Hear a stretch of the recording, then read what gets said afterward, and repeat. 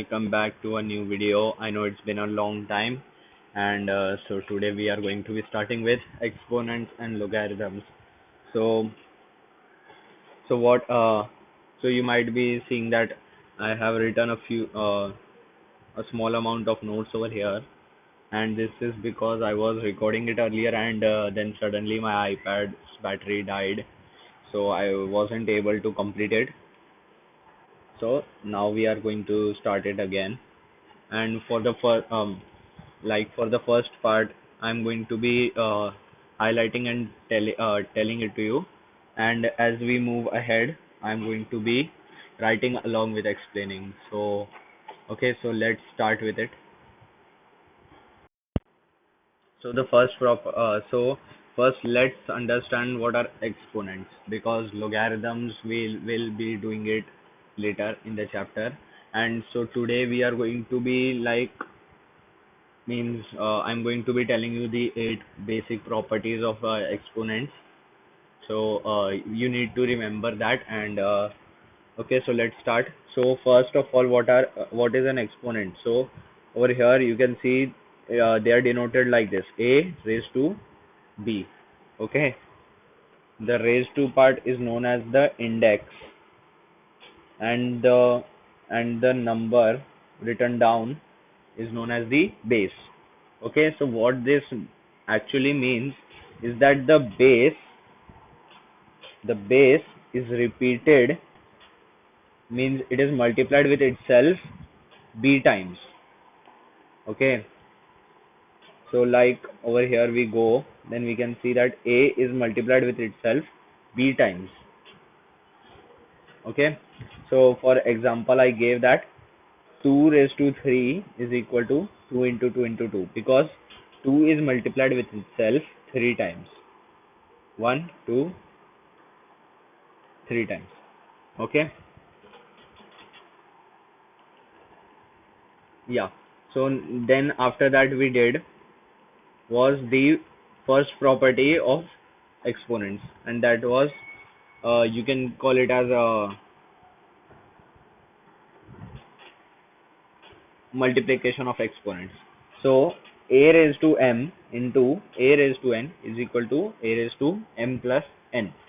Okay, so you can understand it like this: a raised to m is a multiplied with itself m times, and a raised to n is a multiplied with itself n times. So when we multiply these both, so a is being multiplied with itself m times, and that m times is getting multiplied with n times a. So what we can conclude is m plus n times it is being multiplied. So we denote it as a raised to m plus n. So for an example, an example can be 4 raised to 1 into 4 raised to 2, okay, is equal to 4 raised to 3 as per the property. Okay, and 4 raised to 3 is 4 into 4 into 4, which is equals to 64. And now let's understand it with the proof or some proof or derivation. So 4 raised to 1 is 4, and 4 raised to 2 is 4 into 4. When we remove the brackets, we'll get 4 into 4 into 4, which is nothing else than 4 raised to 3, and that is equals to 64. Okay, now the main thing to note over here is that people get confused between this line and this line. Okay, people think that a raised to m means a into m, but it is actually a into a into a m times. Okay,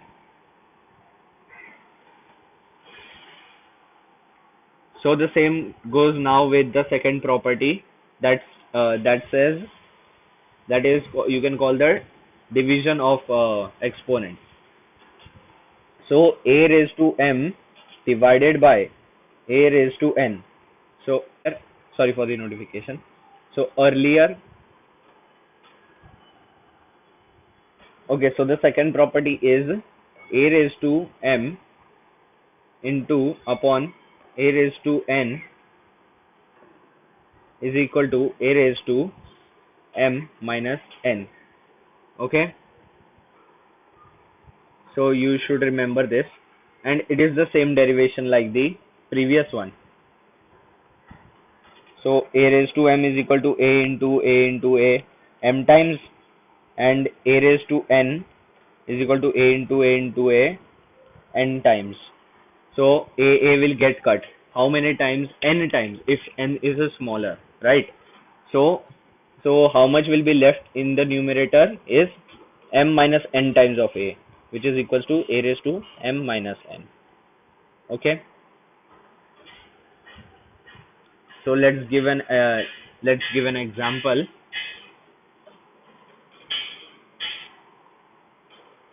4 raised to 3 divided by 4 raised to 1. It is equal to 4 raised to 3 minus 1, which is equals to 4 raised to 2, which is 16. Okay, easy. Let's move to the next one. The third one. Okay, the third one is kind of easy, and that is a raised to p, or we can say m. Let's not confuse. So a raised to m, the whole in bracket raised to n. What will be that equal to? A raised to mn. Okay. How can we say this? Because let's consider a raised to m as one unit x. Let a raised to m be x. So what we actually are saying is x raised to n, because x is a raised to m, right? So x raised to n, what will be that equal to? X raised to n. And now what is x? That is a raised to m. So that will be multiplied with n. That is equals to a raised to mn.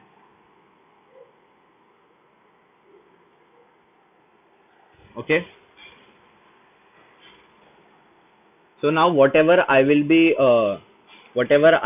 putting in the boxes, yellow boxes, are the main points to remember. The derivations won't be asked, but these properties are like very basics, and it means it can only questions come based on these only. So there, no one would be asking you what is the value of 7 raised to 3 or 8 raised to 4. No one will ask you, but the main thing that would be asked you are just like geometry, sorry, algebra. Like how they ask x plus 1 is equal to some values, or like 4. Yeah. So that's how they will ask. Like x raised to 2 plus 1 is equal to 4. Now what's the value of x? Or they can ask you like simplify x square into x raised to 3, which is equals to 4. So find the value of x over here. So these are the basic properties that will help you in like these question based on these only come in exams, not like the simple calculation which anyone can do. Okay, so let's move forward to the fourth property. Okay, the fourth property is also easy, but that goes with division, of course. So now you might think that sometimes, what is this? A raised to 1 upon m. So this is actually mth root of a. So like when we say that root of, you might see it root of 4. What is that? Right? So root of 4 is nothing but 4 raised to 1 by 2, because we are taking the square root, and square root is always the power of 2. So the square root of 4 would be 4 raised to 1 by 2. Okay, this is nothing to know that, but this is just a small property, but it can be helpful sometimes because people get confused, and sometimes instead of 1 by m they give decimal values like 0.25. Now that will definitely confuse you, because 0.25 is some decimal value which we can't multiply with a at times, right? So like a can't be multiplied with itself 0.25 times. So that's why you can basically, how can you write 0.25 as 25 by 100, and what would that simplify to? 1 upon 4. So what they basically mean is a raised to 1 upon 4, and what is that? The fourth root of a. And as we move ahead, I would show you how to find the square roots and roots of like basic basic how to find the roots as well. So now let's move to the fifth one. So it's like the grouping of these powers, like a raised to p.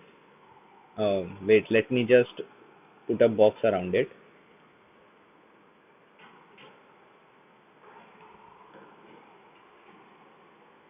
So a raised to p into b raised to p is equal to a into b the whole raised to p. Okay. So whenever you see some some brackets and a power like this, where multiplication is happening and there is a power, then understand it like a take this power to this and b as well. So and then multiply them. It is the same thing, but that does not happen with a plus b raised to p. That is not the case over here. This is not equal to a raised to p plus b raised to p. This is not the case. It only happens with multiplication and division. Okay. Wait, let me just clear it out and write once again. Equals to ab raised to t. Okay. Common powers but different bases. Okay. And what was happening over here? Uncommon powers but same bases. Okay. But this property is applicable only when there is multiplication happening. This won't work neither in subtraction nor in addition. Now let's go to the sixth one, which is the same as this but in division, which is a raised to p upon b raised to p. This can be simplified to a by b the whole raised to the power of p. Okay.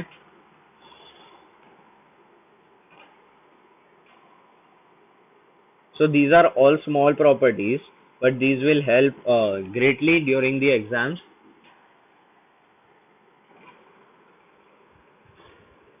And these are all to just remember, like kind of like blindly remember these all. Matlab, like if someone wakes you up at 3 a.m. in the morning and asks you what is a raised to p upon b raised to p, you should be matlab, it's means like even if you are not conscious, you have to say a by b the whole raised to p. Okay, it's like that. You should remember it that well. The next is simple. Anything raised to the power of 0 is equal to 1. Okay. And like some people say that why do we say why anything raised to the power of 0 is 1? So you can consider it like what is basically indices a into a, how many times? M times. And over here m is 0 into 1. Yeah. So one multiplying this thing with 1 won't make a difference. And over here we say that a raised to 0. So a is not being multiplied with itself any number of times. So a aa hi nahi raha either. Okay, so only multiplied by 1 is here. So we say that only 1 is the answer. Hope you got that, but that is nothing to remember. That is just for general knowledge.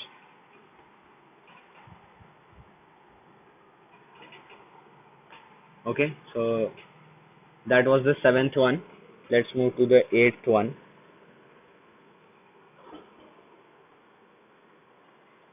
Anything raised to the power of 1 is equal to the number itself. Okay, this one is also very easy because that number is being multiplied with itself one time. and anything multiplied with itself one time would give the same number. So let's move to the last and the ninth one, which is a raised to negative power is equal to 1 upon a raised to positive power. Okay, this is actually important because this will be used everywhere in the questions.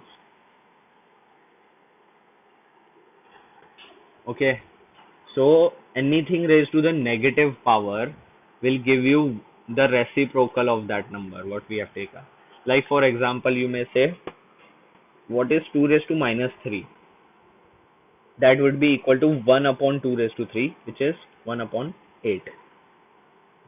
Okay, this is a very important property, and not just that, but all of these are very important properties. These all 9 should be remembered clearly in your mind. Okay, so now that we have done this, now let's do some questions. Okay, and I would be giving you 5 questions, and that's all for this video. Okay, so let me write the questions over here. Okay, first one, the first four are simplify,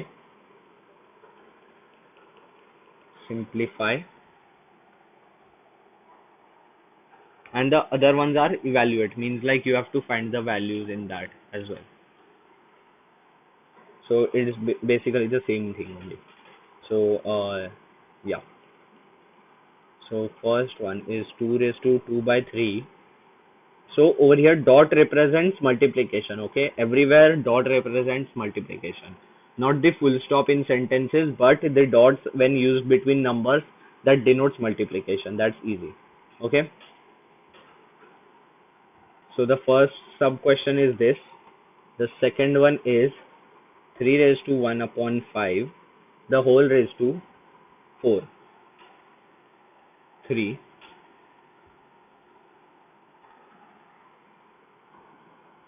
is 7 raised to 1 upon 5 divided by 7 raised to 1 upon 3. Okay, the fourth one is 13 into 1 upon 5 into 17 raised to 1 upon 5, and the last final fifth one is 64 divided by 25, the whole raised to minus 3 by 2. Okay, so now pause the video here and try to solve these questions based on these properties. Now I'm starting to solve because I can't wait, as this is a video and you can pause it. So let me write step by step the answers. So 2 raised to 2 by 3 into 2 raised to 1 by 3, what would that be equal to? Equal bases but different powers, right? So what that means is we use the first property, which says 2 raised to 2 by 3 plus 1 by 3, the first one over here. This one we use.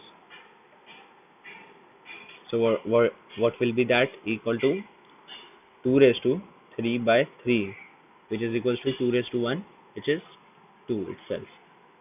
So the first answer is 2. Now let's move to the second one. What's the second question? 3 raised to 1 by 5, the whole raised to 4. So we can't actually find out, so we'll basically just simplify this thing. 3 raised to 1 by 5, the whole raised to the power of 4 is equal to 3 raised to 4 by 5. How? This is the third one. A raised to m. So over here a is 3, m is 1 by 5, and n is 4. Okay, so we multiply m by n and we get 4 upon 5. So this is our final answer, the simplified answer. Definitely if you put this value in calculator, you will get a value that would be in decimals, but I am leaving it over here only. The third one, 7 raised to 1 by 5, divided by 7 raised to 1 by 3. So we use the second property, this one. So 7 is a 1 by 5 and 1 by 3. So what we have to do is 7 as the base and 1 by 5 minus 1 by 3. So let's do this. 7 raised to 1 by 5 minus 1 by 3. So we'll need to take the LCM, and that would be equal to 15. So 7 raised to 3 by 15 minus 5 by 15, which is equals to 7 raised to minus 2 by 15. And that would be equal to 1 by 7 raised to 2 by 15. Now, if you think that how did we come to this part, this wala part, then we use this property, the ninth one. Okay. Let's move to the fourth one. 13 raised to 1 by 5 into 17 raised to 1 by 5. Now over here we have to group these two in one bracket and take 1 by 5 as common, and over here we use this property, the fifth one. So what would be the answer? 13 raised to 1 by 5 into 17 raised to 1 by 5. The bases are unequal, but the powers are common. So we take it as 13 into 17, the whole raised to 1 by 5, which is equals to 221 raised to 1 by 5.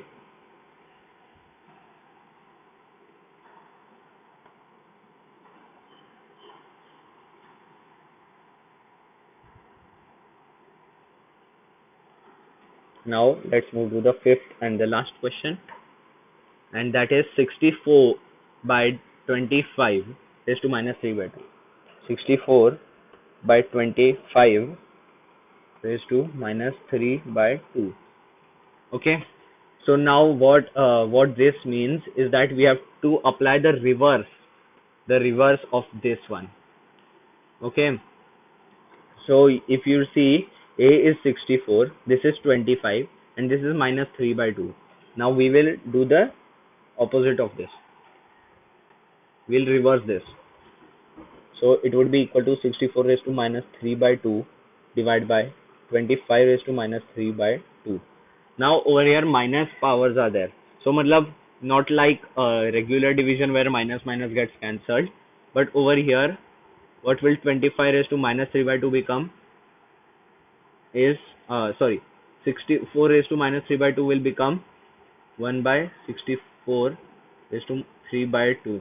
And what would 25 raised to 3 minus 3 by 2 become? 1 by 25 raised to 3 by 2. Okay. Now, as per the basic divisions we have learnt in these years, this will come down and this will go up in the numerator. What will this become? 25 raised to 3 by 2 divided by 64 raised to 3 by 2. Now comes the fourth property. What did that say? A raised to 1 by m is equal to mth root of a. And what is m over here? 2. So the second root means the square root of 25 divided by square root of 64. And don't forget that they still have the cube power. Okay, they still have the cube power. So now we are bringing it here or over here. So root of 25 would be 5, root of 64 would be 8, as 8 square is equal to 64 and 5 square is equal to 25, and this is still raised to the power of 3. So 5 raised to 3 would become 125, and 8's power 3 would become 512. So this is our final answer, and this cannot be simplified because 5 upon 8 cannot be simplified. So how can 5 by 8 raised to the its third power become? Because they are simply getting multiplied. So this was all for this video. If you found this helpful, please please like the video and share this video to others so that even they can learn free of cost. So if you want more videos like this, and if you want to learn more about exponents and do more questions based on that, so subscribe to the channel and press the bell icon so that you won't miss that future video, and that is definitely going to come soon, and I'm not going to take time. In fact, I might try to shoot that right now as this video ends. So please press the bell icon so that you will get that video.